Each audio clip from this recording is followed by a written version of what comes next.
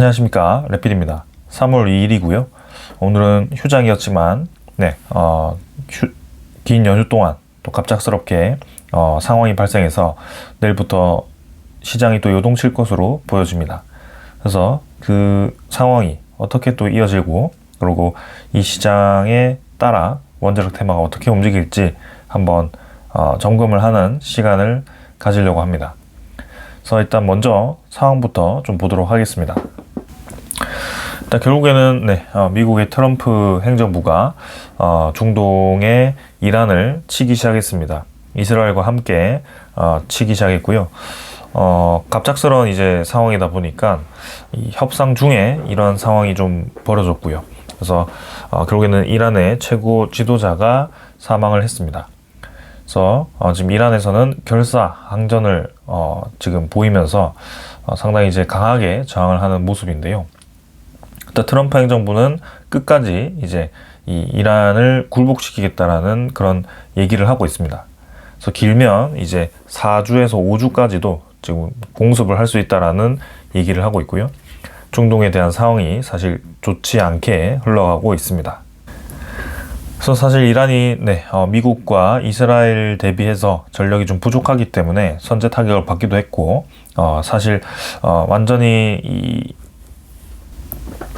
전력으로만 따지면 진작 이제 항복을 해야 되는 그런 상황인데요. 근데 지금 다른 방법을 선택을 하고 있습니다.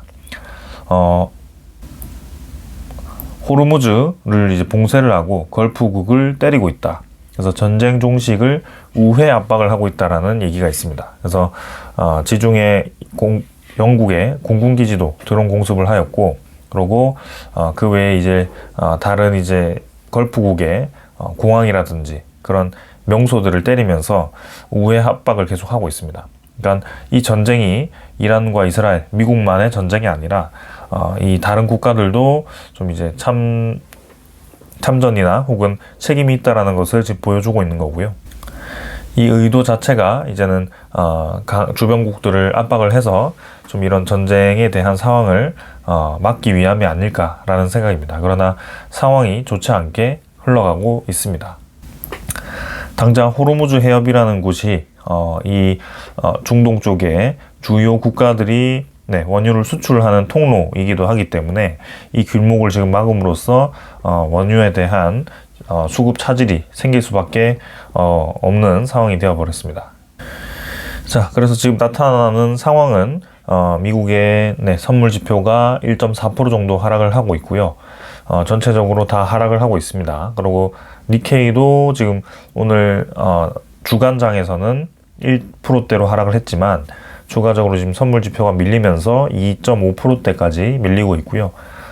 유럽 증시도 마찬가지, 독일 지표라든지 지금 프랑스, 네덜란드 해서 전체적으로 한 2% 가까이가 빠지고 있습니다. 그래서 최근에 이 큰 조정 없이 좀 진행되던 증시들이 좀 크게 조정을 받기 시작하고 있습니다. 그리고 이제 원자재 가격, 금값이 급등을 하고 있고요. 5,400달러로 안전자산으로 이제 쏠림이 좀 나타나고 있고, 특히 이제 국제유가와 그 다음에 이 브렌트유가 상당히 이제 크게 올라가고 있죠. 8%까지 올라가고 있고요. 천연가스도 같이 4.8%, 5% 가까이 올라가면서 다시 반등을 하기 시작합니다. 그래서 지금 가장 우려스러운 것은 이 유가가 어디까지 이제 다시 올라가는 것일까가 중요한 부분입니다. 사실 이제 이전에 21년도에 상당히 이제 우크라이나 전쟁이 터지면서 크게 올라갔던 이 유가였는데요. 근데 그 인플레이션과 함께 그런 부분이 있었고, 그 이후에 지금 이렇게 쭉쭉쭉 계속 장기적으로 하락을 하면서 유가가 좀 안정화되는 느낌이었는데, 다시 이게 올라가기 시작한다면 부담스러울 수밖에 없습니다. 어떤 부담감이 있느냐? 결국에는 인플레에 대한 부담감이 생길 수밖에 없고요. 2026년은 사실 유동성 공급에 대한 중요성이 상당히 컸습니다.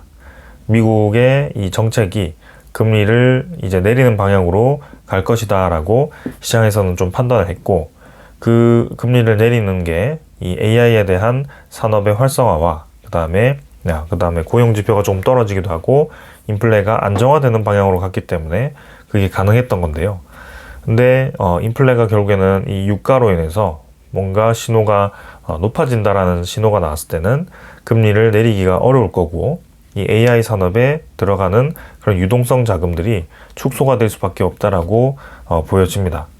그럼 이 AI가 상당히 이제 산업에 타격을 받을 수밖에 없겠죠. 속도 조절을 받을 수밖에 없기 때문에 당장 최근에 수혜를 받던 이 AI에 대한 수혜를 받던 기업들이 타격을 받을 수밖에 없는 상황으로 가고 있습니다. 그래서 유가가 어디까지 올라가는지도 상당히 중요할 거고요. 지금 이제 예상으로는 $100 이상까지 치고 나간다라는 그런 얘기가 많기 때문에 주의 깊게 좀 봐야 될 것 같습니다. 특히 우리나라 이 외환 시장이 크게 흔들리기 시작합니다. 겨우겨우 이제 내려가던 추세가 만들어졌었는데요. 근데 그 내려가던 추세가 단기간에 바로 이렇게 올라가 버렸습니다.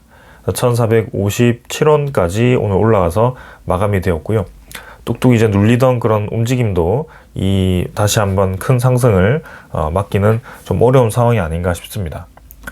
이렇게 이제 우리나라 원달러가 특히 올라가는 이유는 뭔가 주변에 불확실한 상황도 있겠지만, 특히 우리나라는 이 유가, 기름, 그 다음에 천연가스를 굉장히 많이 수입을 하는 국가입니다. 근데 이것을 원화로 수입을 하는 게 아니죠.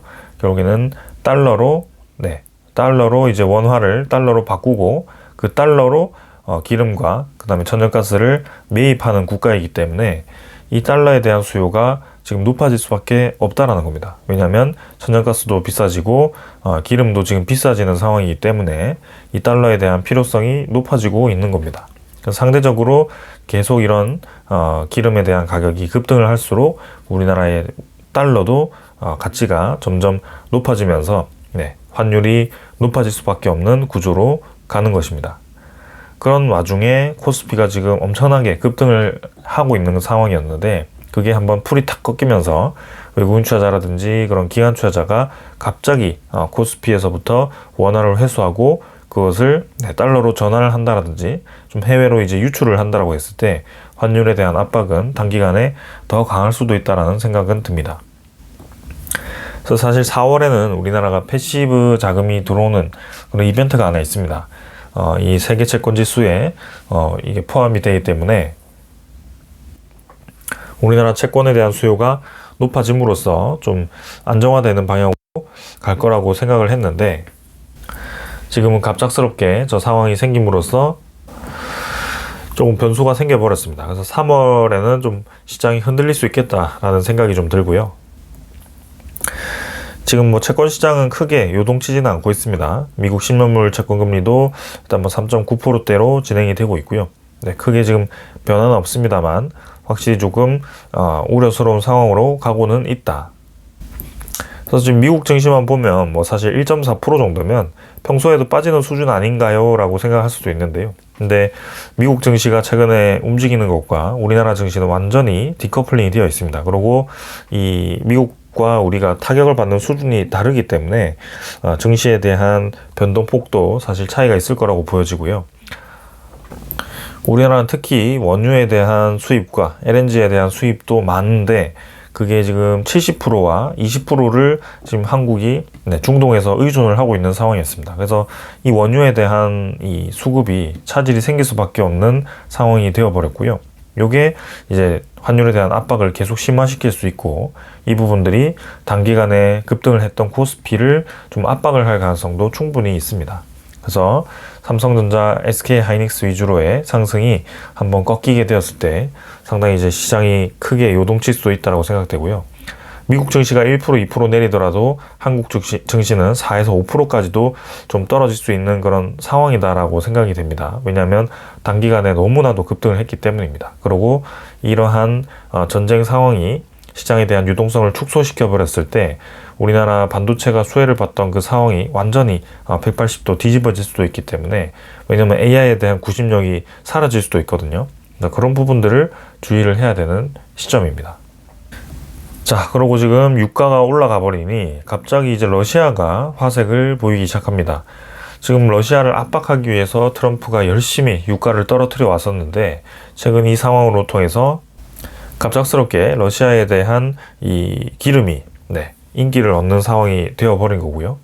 그럼 러시아 우크라이나 전쟁이 또 러시아를 압박해서 끝내려는 그 상황이 만들어지지 않을 수 있겠죠. 계속 지속될 수 있는 그런 상황이 되었다는 겁니다. 그래서 이 부분들이 좀 트럼프의 행정부의 추진 방향과는 좀 모순이 되는 상황이었고, 그리고 사실 트럼프 행정부 입장에서는 인플레를 어떻게든 잡겠다라는 좀 의지를 보였었거든요.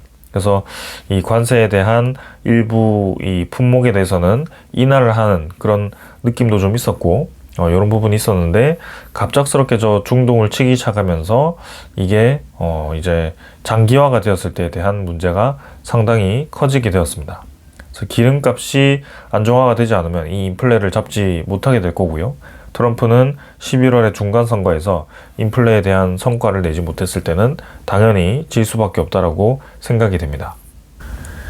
그래서 최근에 이제 상호 관세도 무효화가 되었고, 그 다음에 이 정치적으로 압박이 상당히 강한 상황에서 좀 돌파구로서 이란을 공격한 것 아닌가라는 생각도 좀 들고요. 그런 상황이 지금 이제 과연 어떠한 결과를 만들 것인지는 더 지켜봐야 되는 상황입니다. 그래서 트럼프가 얘기한 대로 4-5주 최대 4-5주 이전에 뭔가 결론이 나서 이제 이란이 정권이 교체가 되고, 미국이 원하는 상황이 왔다면 이제 유가를 컨트롤할 수 있고, 인플레이션에 대한 압박도 단기간에 이제 끝나겠는데, 만약에라도 이게 전쟁이 이제 뭔가 끌리거나 혹은 이제 원하는 대로 되지 않고 이란의 정권 교체도 되지 않고 뭔가 소모성의 전쟁이 계속 이어졌을 때는 이 미국도 상당히 이제 이 인플레에 대한 압박을 받을 수밖에 없고, 이제 주변 국가들도 미국의 선택이 맞는지에 대한 의문감을 들 수밖에 없겠죠. 그래서 전 세계적으로 이제 유동성이 AI에 집중이 되어야 되는 그 상황에 갑작스럽게 이 인플레가 등장했을 때에 대한 충격이 상당히 클 수 있을 거라고 생각이 됩니다. 그래서 우리가 집중해서 봐야 되는 것은 이 중동 상황이 얼마나 이제 오래 가는지와 그 다음에 유가가 얼마나 이제 치고 올라가서 우리나라 환율에 영향을 주는지를 봐야 되고요. 그리고 최근에 이제 미국의 그런 AI 산업이 이 전쟁으로 인해서 조금 이제 이 유동성 자금이 축소되어서 뭔가 투자가 축소되거나 뭔가 이 수익금이 적어졌을 때에 대한 그 대비를 좀 생각을 해야 될 것 같습니다. 그래서 일단 상황은 이 중동 전쟁이 어떻게 해결되는지가 우선이기 때문에 거기에 초점을 두고 좀 지켜보시면 될 것 같습니다. 그러면서도 우리나라의 이제 대미 투자에 대해서 지금 4일 법안 소위를 구성을 했고 9일 전체 회의에서 법안 의결을 한다라고 합니다. 그래서 곧 이제 대미 투자도 통과가 될 거고, 이제 뭐 3월 4일에 제가 말씀드린 것처럼 이 미국 트럼프 행정부가 빅테크 기업들을 모아서 이제 이 빅테크에 대한 전력을 각자 책임을 지는 서명을 하게 된다고 했죠. 그래서 그 상황 자체가 이제는 전력에 대한 인프라 주목으로 이 상황을 이끌 거고, 그리고 이 새로운 이 패러다임으로 AI 투자가 이어질 수 있다라고 말씀을 드렸습니다. 근데 이 상황이 사실 이 중동 전쟁에 좀 집중이 됨으로써 대미 투자도 사실 원래는 이제 미국의 이 특사가 방문을 하기로 했는데 좀 계속 밀리고 있는 것 같고요. 그리고 이 트럼프의 행정부가 4일에 과연 이제 빅테크 기업들을 모아서 그 서명을 할 수 있는 여유가 될지 그것도 좀 봐야 될 것 같습니다. 그래서 일정이 갑작스럽게 변경이 되었기 때문에 조금 더 상황이 밀릴 수 있다라는 거고요. 그리고 시장에 대한 충격에 조금 더 관심이 가고 있기 때문에 당장에서는 이 이슈가 조금 없어질 수도 있다라고 생각이 됩니다. 그래서 상황이 마무리가 되고 그 이슈가 다시 등장할 때까지 조금 우리가 인내가 필요할 것 같고요. 계속 천천히 좀 지켜봐야 될 것 같습니다. 그러면서 이제 우리나라 대통령은 지금 이제 동남아 쪽 싱가포르와 이제 필리핀으로 가서 이 AI 동맹 강화, 이제 SMR 협력 확대를 지금 하고 있는 그런 상황인데요.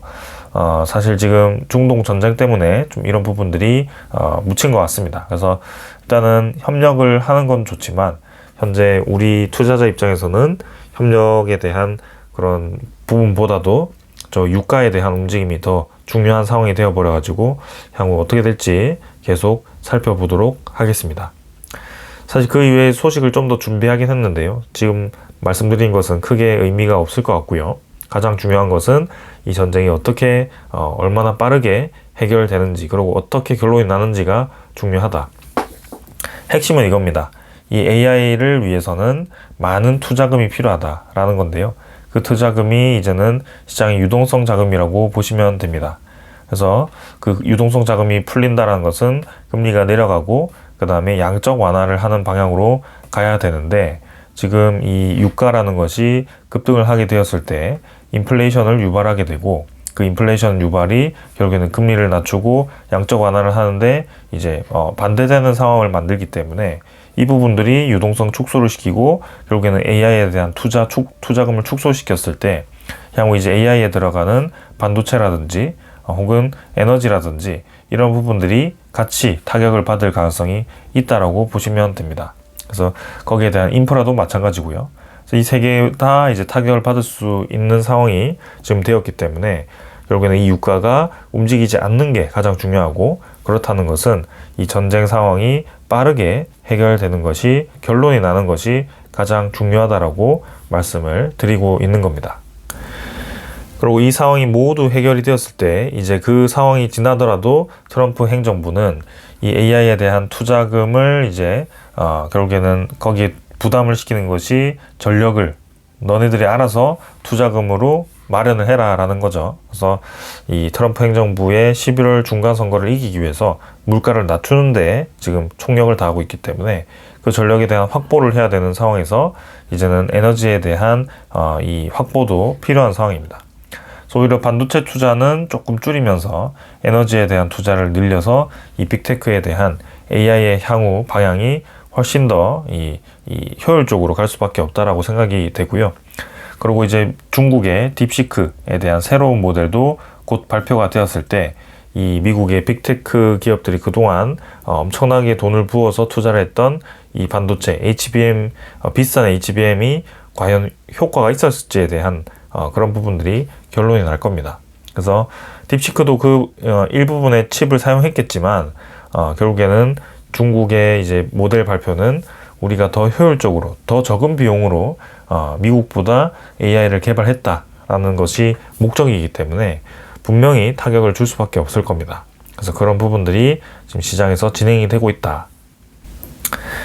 만약에라도 그러고 이 전쟁 상황이 해결되지 않고 이 방향대로 갔습니다. 인플레도 유발됐고 금리도 이제 내릴 수 없게 되었고 양적 완화도 할 수 없게 되었다.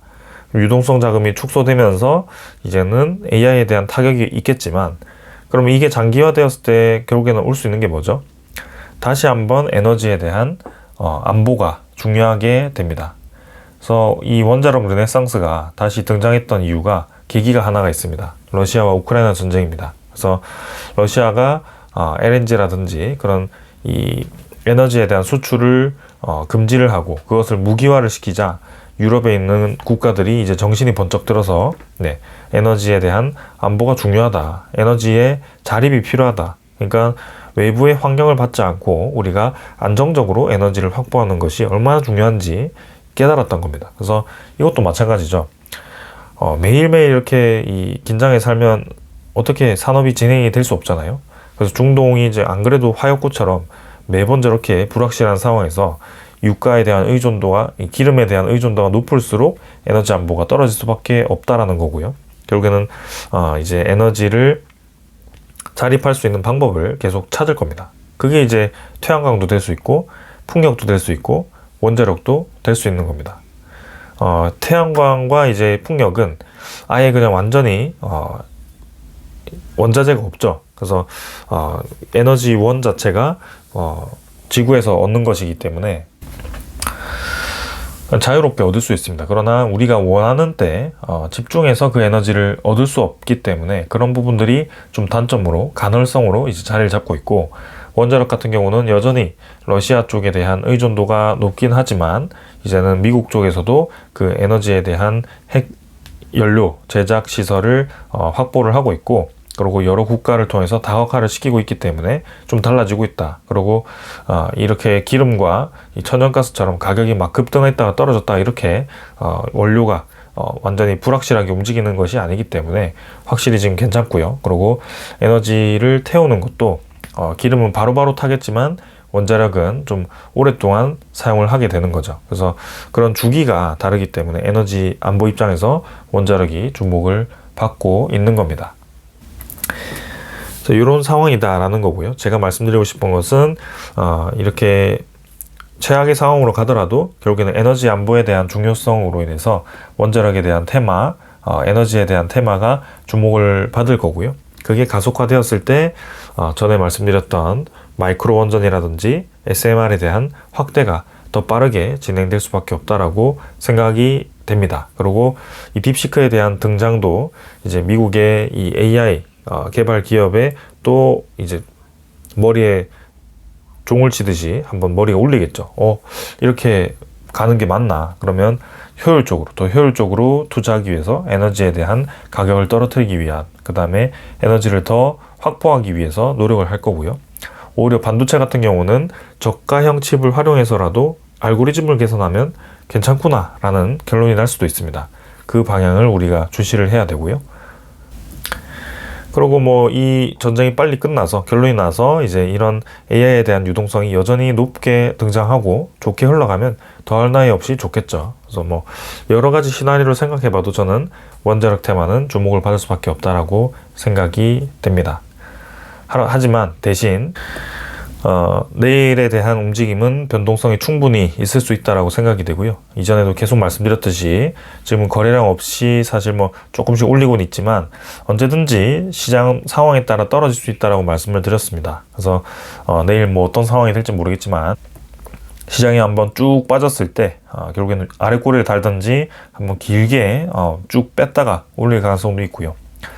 잠깐 올리더라도 이 전쟁이 장기화될수록 시장은 빠르게 떨어질 가능성이 있습니다. 그래서 이전 우리가 작년 관세 전쟁 때 보았던 아래 엄청나게 깊이 골을 파던 그 움직임과 유사한 상황으로 이 상황이 이어질 수 있기 때문에 좀 주의를 해서 투자를 하시면 되고요.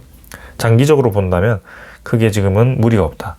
딱 하나 이제 이 유가가 너무 빠르게 급등을 해서 어떤 이제 시장에 경제 위기를 불러올 수 있는 트리거가 된다든지 그런 부분들은 좀 계속 제가 모니터링을 해 보겠습니다. 오늘 여기까지 하고 마무리하도록 하고요. 내일 어려운 시장이 되겠지만 좀 잘 넘기면 좋을 것 같습니다. 그래서 상황 계속 정리해서 이번 주도 말씀을 드릴 테니까 한번 잘 이겨내 보도록 합시다. 여기까지 하겠습니다. 감사합니다.